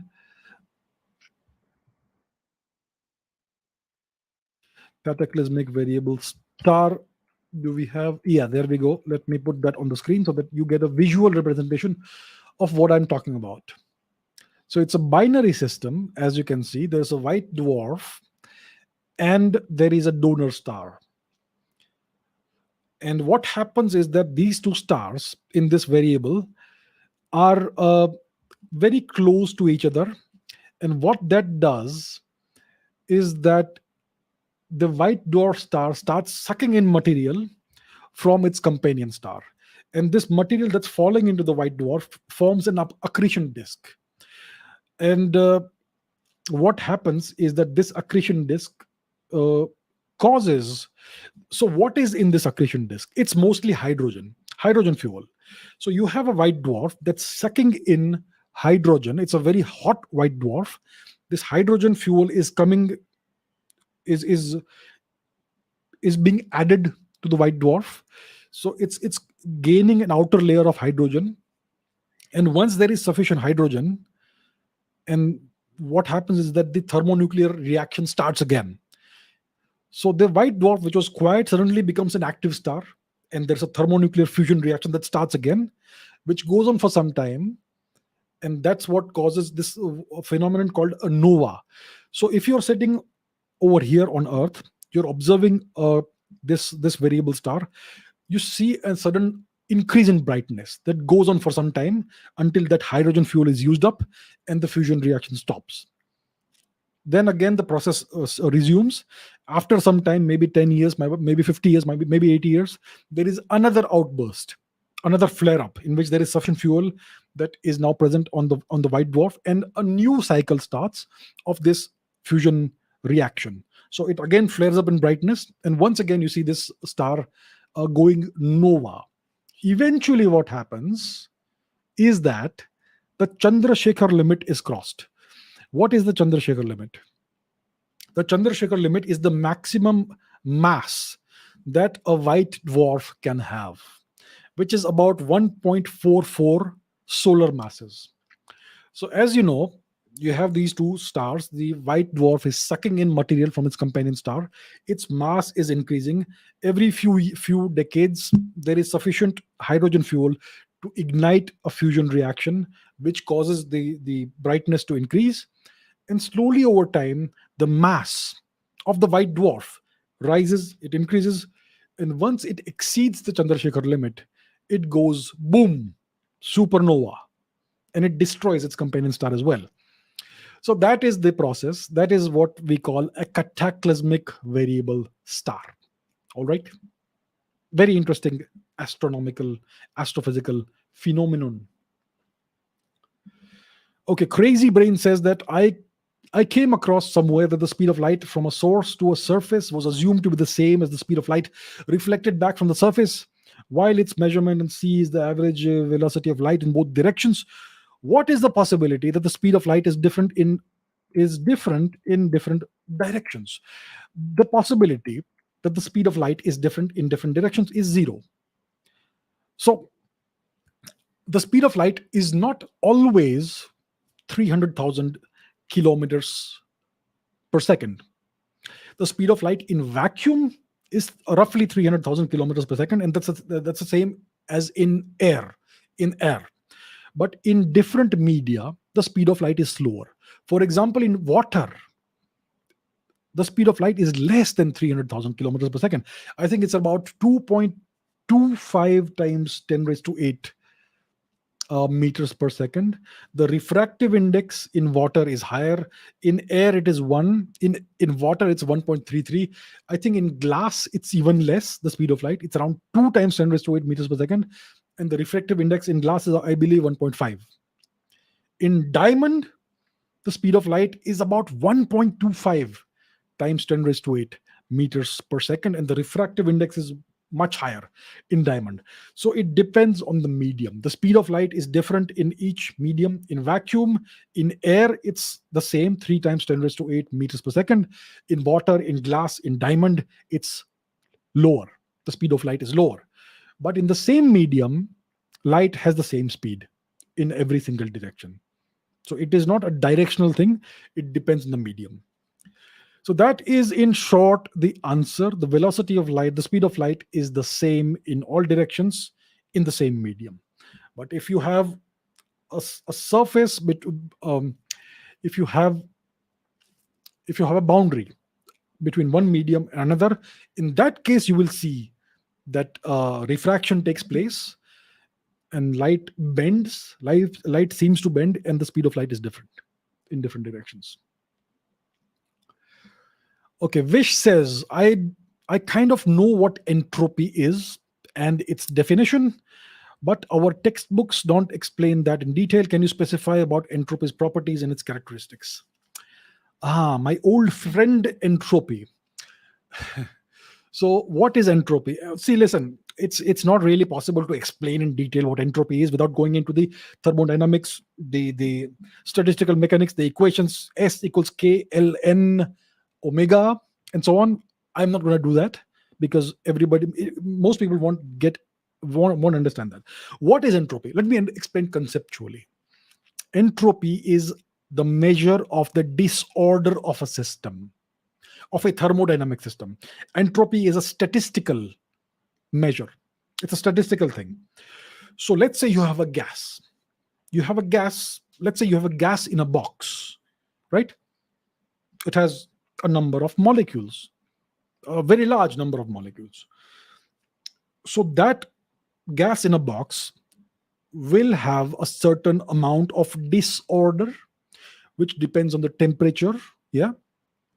And that's how we calculate the entropy. Black holes have entropy.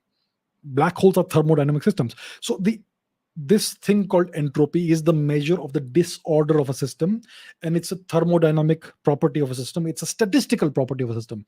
A single particle, for instance, cannot have an entropy. If somebody tells you that a single particle has an entropy, that person doesn't know what he or she is talking about. All right.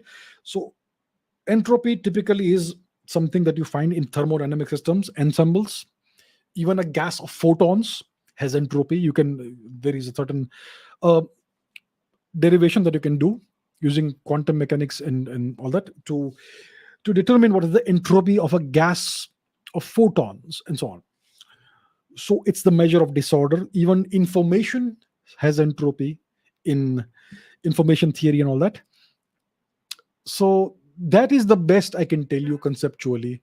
I will not go into equations, in which case I will start a whole lecture on thermodynamics. I don't want to do that. Entropy is the measure of the disorder of a system. So a system that has less disorder has lower entropy. The human brain has one of the lowest entropies of any system in the world, in the known universe. It is the most complex system that we know of, and most likely it has the lowest entropy that we can think of any system that in the known universe. The sun has high entropy, but it is still a well-organized system. So it would have a certain amount of entropy. And typically the entropy of a thermodynamic system overall increases or stays the same. It doesn't decrease. So that overall is what entropy is. I will not go into further detail than that. For that, I would need equations, and that would not be intelligible to 99.9% of the audience. Alpha Beta says, why do all living things want to live? From small bacteria to big giant animals like elephants, even dinosaurs, I'm sure everybody wanted the same thing. It's like life is programmed in that way.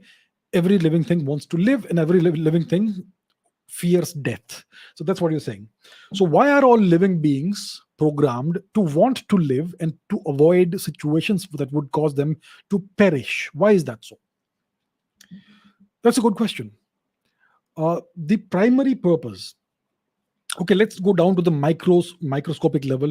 Unicellular organisms, multicellular organisms, what is their purpose in life? The purpose of these organisms is to reproduce. The purpose of all these organisms is reproduction. That is the only purpose they have. They obviously look for nutrition, they look for good safe environments, but the overall end result they want to achieve is reproduction. They want to reproduce and produce more copies of themselves, more offspring. And what is the purpose of reproduction? It's to pass on to future generations their genetic code, their genome, their DNA, the information contained in the DNA. So all organisms, whether large or small, are essentially carriers of DNA.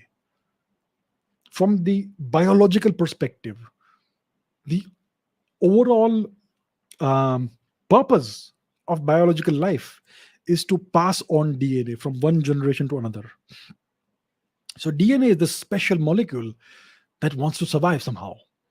And it has come up with all kinds of tricks to ensure that it is propagated and it survives from one generation to another generation into the indefinite far future. And if an organism dies, if it perishes, then it can no longer fulfill this purpose of passing on its genetic material to a future generation. So that is why organisms tend to want to avoid dying, so that they can fulfill their purpose of reproducing as much as possible and passing on the genetic information to the future generations. And in higher life forms like birds, animals, mammals, dinosaurs, etc., there is this conscious fear of death, and it seems to have the same purpose, that you stay alive long enough that you can pass on your genetic code to future generations, to your offspring. And that's why larger animals care for their offspring and teach them how to survive, so that they can also pass on their DNA, which is part of your DNA, to future generations. So that is why there is this instinctive fear of death, fear of dangerous situations, and this instinctive desire to stay alive. Now, all animals exhibit don't have the same outward signs of this. For instance, most animals are afraid of heights. Most human beings are afraid of heights. Dogs are afraid of heights, but birds are not afraid of heights because they have this evolutionary adaptation of flying. Cats are not afraid of heights. Cats will walk nonchalantly on the ledge of a building, even if it is 10 stories high. Why is it so? Because cats can survive falls. Cats will always land on their feet. And even if a cat reaches terminal velocity, 60 or so kilometers per hour, it can still survive that fall and live. So that's why cats and birds that have developed the evolutionary mechanisms that give them these advantages, they are not afraid of heights, but they are also afraid of death in a variety of ways. So the overall fundamental purpose of life is to reproduce and pass on your genetic code to future generations. And one of the ways to do that is to avoid death. And that's why everything wants to live. That's why even human beings have this instinctive fear of death and this great desire to live. So that is what I can. That's how I would explain this. Alpha says, is Goldilocks zone and liquid water really necessary for life to exist on a planet? Life on Earth is carbon based. Life on other planets maybe could be based on other elements, could even be unknown elements. They may live in extreme temperatures. What do you think? The Goldilocks zone is this region around a star where water can remain liquid. So when we take the case of our sun, the Goldilocks zone extends from Venus to Mars. So that is roughly the Goldilocks zone, and the Earth, our planet, is right in the middle of the Goldilocks zone. So on Earth, as we know, we have liquid oceans, we have an abundance of water, of flowing water, of liquid water. So that is the Goldilocks zone. It's that small region around a star where you can have liquid water. The temperatures are warm enough for that possibility to be there. So typically, when scientists look for extraterrestrial life, they are interested in seeing if you are observing a distant star, if there are any exoplanets in the Goldilocks zone of that star, and that is supposed to be the place where you should look for life. The thing is that that's the place where you could have Earth-like life. It doesn't mean that the only kind of life that's possible is Earth-like life or carbon-based life. You could even have silicon-based life. Um, there are other places in our solar system, for example, Saturn's moon Titan, which has a very thick atmosphere and very lots of different kinds of hydrocarbons over there. It's a very cold place, but you could have a different form of life there, hydrocarbon based life. On certain other planets, you could have, instead of water, ammonia based life. Even that is a possibility. So um, so I disagree that only water is the basis of life. Um, you could have different kinds of biochemistries that are completely independent of flowing water. You could have ammonia, liquid ammonia based life. You could have liquid hydrocarbon based life, which would be very cold life. Yeah, very cold environments and life forms. But it's possible. But the thing we understand the best is human, I mean, Earth-like life, and that's why we look for. That's why we search for exoplanets which are in the Goldilocks, so-called Goldilocks zones of their respective stars. But I agree with you that you could have a whole variety of possible kinds of life. You could even have life in the atmosphere of Jupiter. Who knows? There could be certain biochemistries that could give rise to life forms, sentient life forms of some kind in the atmosphere of Jupiter or Saturn. You could even have, who knows, life on stars, very hot life. It's possible. I mean, that's why you should read science fiction, because science fiction writers come up with all these interesting possibilities. Right. Okay, Karthik says, please talk about the great attractor. So, what is this great attractor? It is so the Earth, the solar system, exists in the Milky Way galaxy. The Milky Way galaxy is part of this great massive supercluster called the Lanoakea or something like that supercluster, which is tens of thousands of galaxies, right? It's our local supercluster. So in our local supercluster, of which the Milky Way is a very small part, there is a certain region in this supercluster which is the center of gravity of the supercluster. And that is what we call the great attractor. Now, what lies there, we don't know, because when we look there, we have to look through the galactic plane, the plane of the Milky Way. And the plane of the Milky Way is extremely bright. So whatever is on the other side, we cannot really see it. So there is something out there. There is this massive gravitational anomaly. Maybe it's an enormous galaxy that's at the heart of the supercluster. Maybe there's something else. We don't know what it is. But there is something out there that is the center of gravity of the entire supercluster, of which the Milky Way is a small part. We don't know what is there. Maybe in about 500 million years, when the Earth goes to the other side of the Milky Way, maybe at that time we may be able to see it, but we won't be there. Our descendants hopefully may be able to see what is the great attractor. So there are various theories. Maybe it is a massive galaxy, maybe it's a clutch of massive galaxies, maybe it is a region of great amount of dark matter. We don't know what it is. The various theories exist, but since there is no direct observational evidence, we can only speculate as of today. Okay, let's take one more question. There cannot be any session without UFOs and aliens, so let's talk about this. So Aryan says, please throw some light on the 1947 Roswell, Mexico UFO crash conspiracy. So something happened in this place, Roswell, New Mexico. It's not Mexico, it's New Mexico in the US, southern US. So there is this town called Rosewell where some kind of crash happened, and it was reported in the media that it was a flying saucer or a UFO that had crashed. And apparently there were even survivors, some alien beings. A couple of them died, maybe one or two survived, and they were retrieved by the US military and taken to some research facility. Apparently, there is even some video of an alien autopsy. I don't know if it's true or fake, but yeah, it's alleged that this also happened. So initially, the media reported that it was a flying saucer or a UFO that crashed.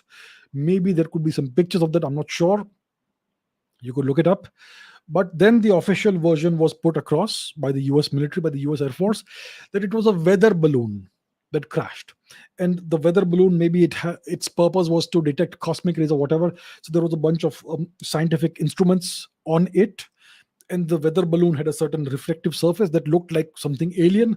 So that's why people mistook it for a UFO or a flying saucer, but it's actually just a weather balloon. So that is the official statement that was eventually put across, and that remains the official statement until today. So we don't have evidence of it being a UFO or an alien spacecraft or anything like that. We don't have any of that. The official version is that it was a weather balloon. So that is what it is. So some people say that it's a conspiracy, it's a cover up. It was actually a UFO crash, and then the US government tried to cover it up by saying it was just a weather balloon.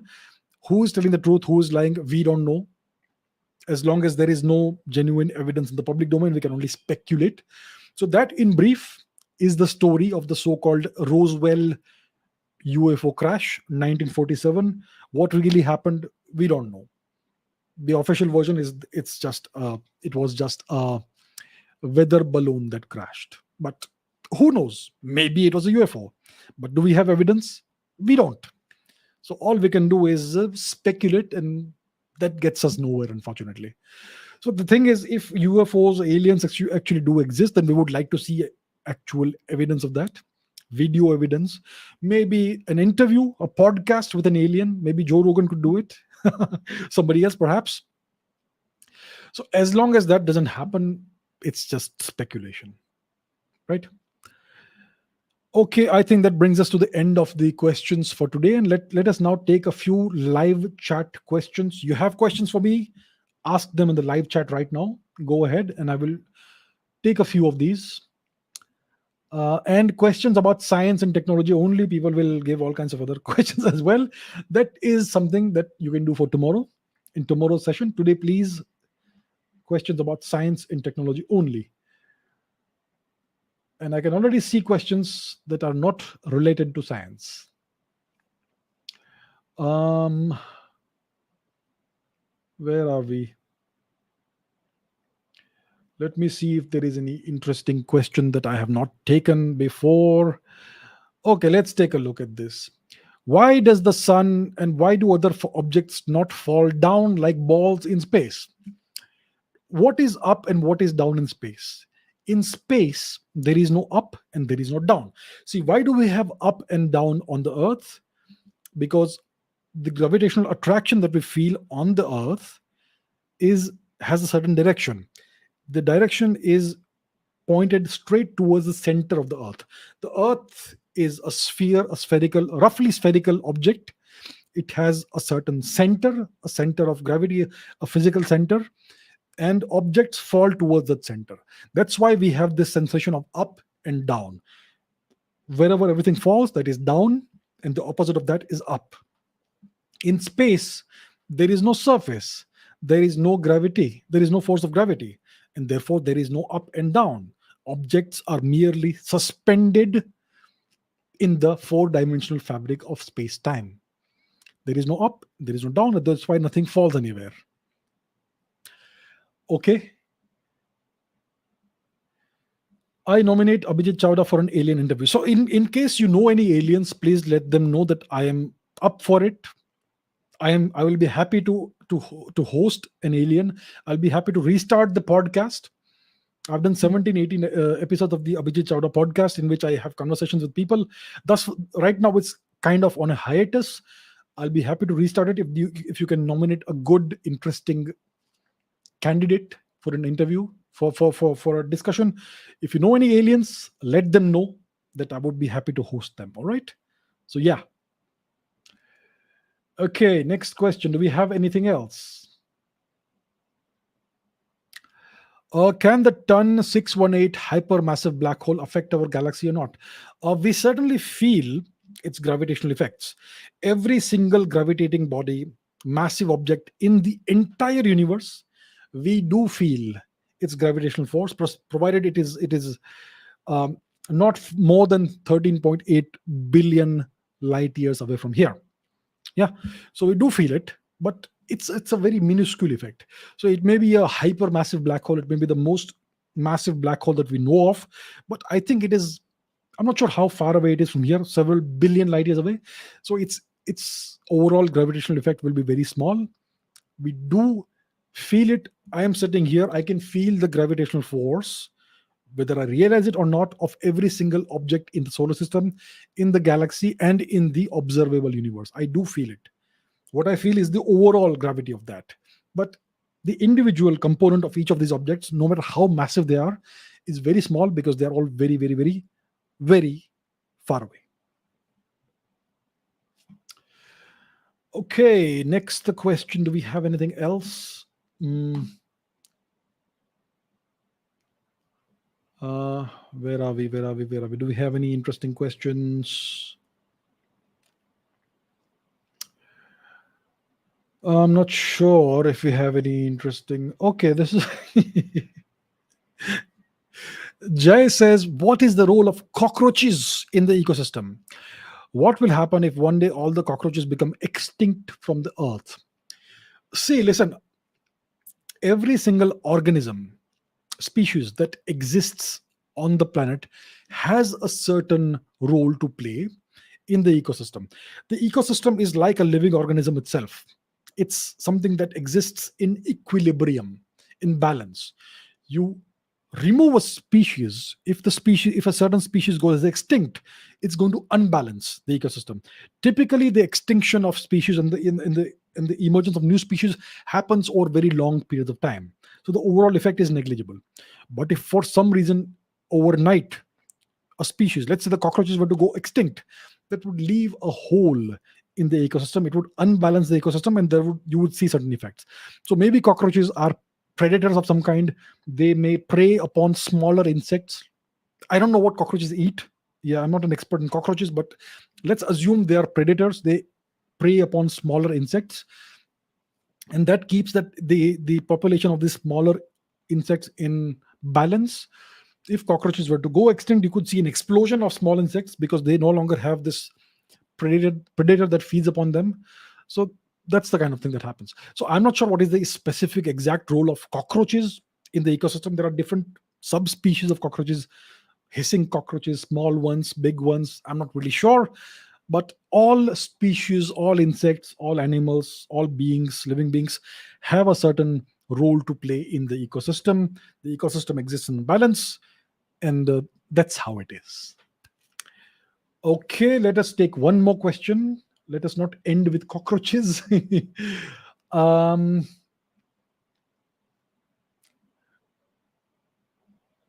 Shambhavi says use red hit. Okay, yeah.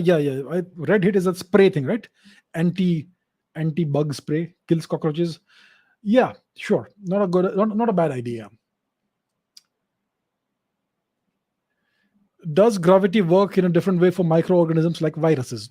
So, as far as we know, gravity has been tested on small scales, and it seems to work just the way it works at large scales up to a certain limit. Uh, Gravity, we know it breaks down the way we understand gravity. That breaks down at the quantum scale. The quantum scale is the hyper microscopic scale, the subatomic and subatomic scale. At the scale of things like viruses, I suppose gravity could still work the way it works. I'm sure other forces would overwhelm the force of gravity. Maybe the electrostatic force and other forces would kind of overwhelm the gravitational attraction that my viruses would typically face. But I think that even at the scale of viruses, gravity as we understand it would still work the same. It's only at the quantum scale that gravity no longer makes sense and we don't know how it works. All right. Anything else? Why did Leonardo da Vinci sleep only 2 3 hours? I'm not sure if he did. I think it would be incredible if somebody would be able to do that. I don't think it's healthy. I don't know if it's the truth. There is a certain category of people, a very rare kind of person. Um they are called what are they called? Super sleepers or something like that. There are some people, a very small percentage of human beings, who can do very well by sleep with very less sleep. So some world leaders have had this characteristic. I hear that Margaret Thatcher, the former prime minister of the UK, was able to perform very well on 4 hours of sleep. She would sleep just 4 hours and then wake up and go back to work. And I hear that even our prime minister, Mr. Modi, is able to function very well on 4 hours or so of sleep. So some people have this thing. They're called elite sleepers. So if what you're saying about Mr. Da Vinci is true, then maybe he was an elite sleeper. Well, so some people have that. Maybe it's a genetic thing, but most people need at least 7 to 8 hours of sleep. That's just how it is on average. Okay, my dear friends, this brings us to the end of today's session. As always, very interesting questions. Keep the questions coming, and I will see you in the next episode, which is tomorrow. And tomorrow we will discuss other topics: geopolitics, history, and current affairs. Thank you very much for all the questions. Always great fun interacting with you all. And I will see you in the next episode. Thank you very much. Take care. Bye bye.